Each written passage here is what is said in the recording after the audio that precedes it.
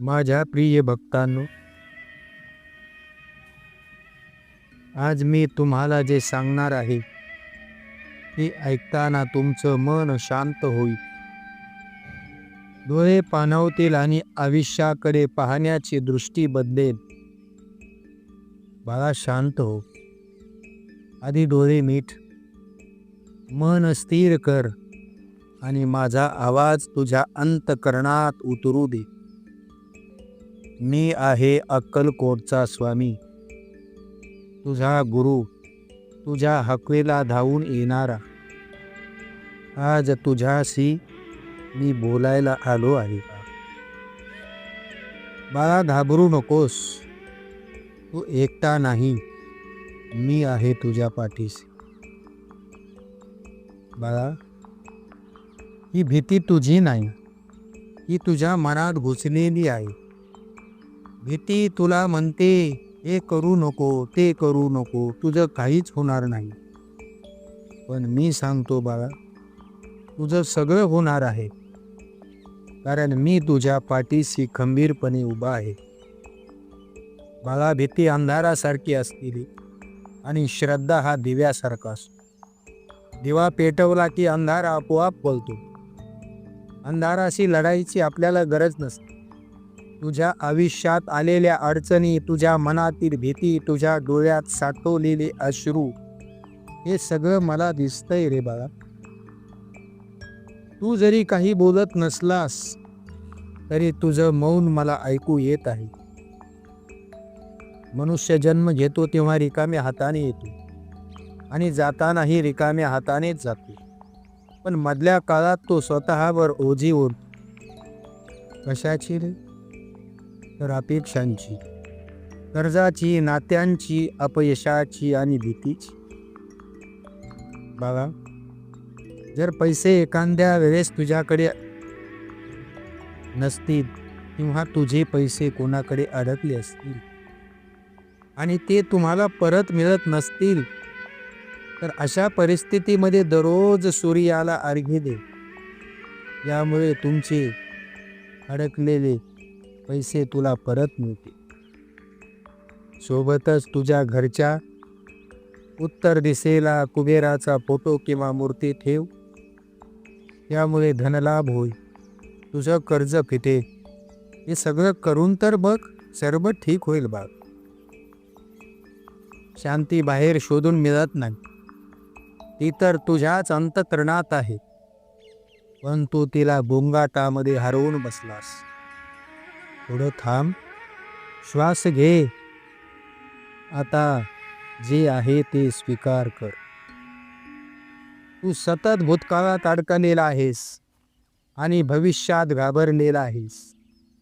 आजचा क्षण तुझ्याकडे आहे, पण तू तो पाहत नाहीस.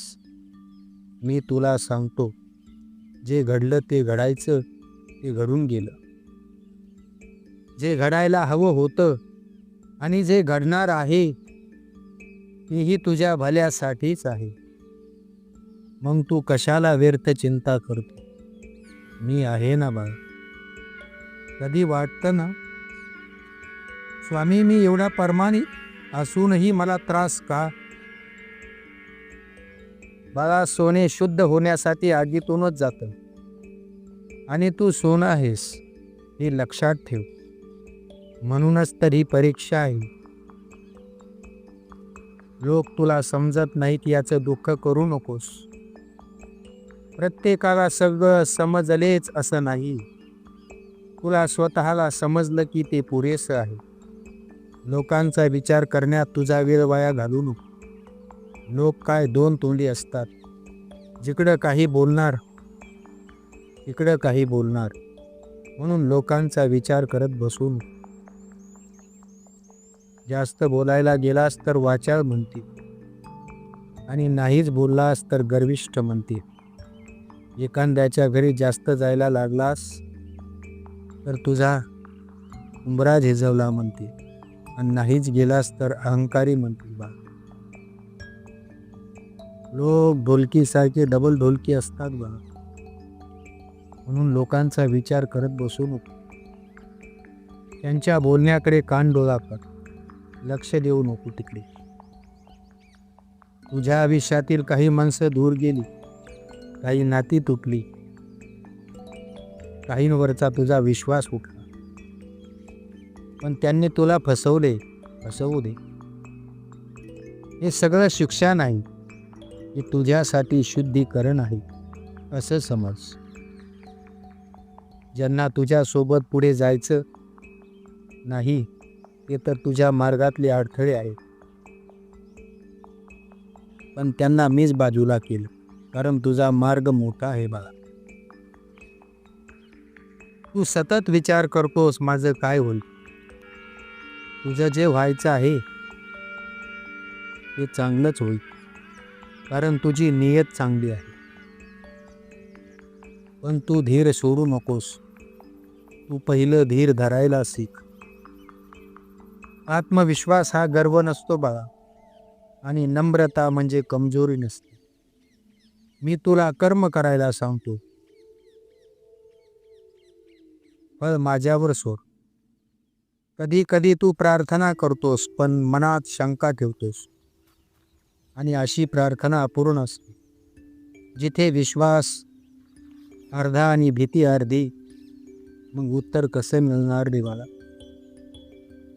पूर्ण विश्वास ठेव. एकदा स्वतःला माझ्या चरणी समर्पित कर. मी व्यवहार सांभाळीन, तू फक्त सत्य आणि संयम सोडू नकोस. पैसा येतो जातो, पण चरित्र गेलं की सगळंच जातं रे बाबा. म्हणून कष्ट कर, पण अधर्माने नाही, नियतीने कर. थोडं मिळालं तरी समाधान ठेव, कारण समाधानातच लक्ष्मी वास करते. काहीही कारण नसताना अचानक तुझ्याकडे आलेला पैसा खर्च होतो, तर त्यासाठी देखील काही उपाय आहेत बा. तुझ्या पाकिटामध्ये 7 लवंगा ठेव. लवंगाला शनिदेव आणि मंगळ ग्रहाला शांत करण्याचं प्रतीक मानलं गेलं आहे. लवंगा नकारात्मक ऊर्जा दूर करतात आणि पैशाची बचत होते. लक्षात ठेव, या लवंगा दर महिन्याला बदलत राहा. तू जर हा व्हिडिओ इथपर्यंत पाहत असशील तर समज हा संदेश खास तुझ्यासाठीच आहे. व्हिडिओ शेवटपर्यंत पहा, कारण शेवटचं वाक्य तुझ्या मनाला आधार देईल. तुझं मन खूप थकलं आहे, कारण तू सगळ्यासाठी जगलास, पण स्वतःसाठी नाही. स्वतःशी थोडं बोल. स्वतःला माफ कर. स्वतःला दोष देणं सोडून दे. तू जेवढं शक्य होतं ते केलंस, आता उरलेलं माझ्यावर सोड. मी भक्ताकडून मोठ्या मोठ्या गोष्टी मागत नाही. साधेपणा, प्रामाणिकपणा आणि थोडा संयम, हे 3 गुण मला पुरेसे आहेत. कधी कधी तू एकटेपणाने घाबरतोस, पण लक्षात ठेव, मी एकट्यांनाच जास्त जवळ असतो. कारण गर्दीत माणूस हरतो, एकांतात तो स्वतःला शोधतो. तुला वाटतं तुझं कोणी नाही, पण मी आहे, आणि माझा आधार यासाठी आयुष्यभर पुढे. दररोज काही क्षण माझं नाव घे. मंत्र नको, मनातून एक हात पुरेशी आहे. आणि ऐक, मी उशिरा येतो असं तुला वाटेल, पण कधीच चुकीच्या वेळी येत नाही, हे नक्की आहे. तू फक्त चालत राहा. थांबू नकोस, मागे वळून पाहू नकोस.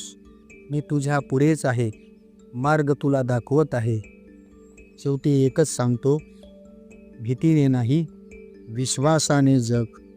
तक्रारीने नाही, तर कृतज्ञतेने बोल. आणि अहंकाराने नाही, तर नम्रतेने चाल.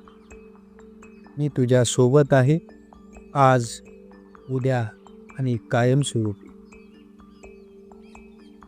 आणि जर मन पुन्हा डगमगलं तर हा आवाज पुन्हा पुन्हा ऐक.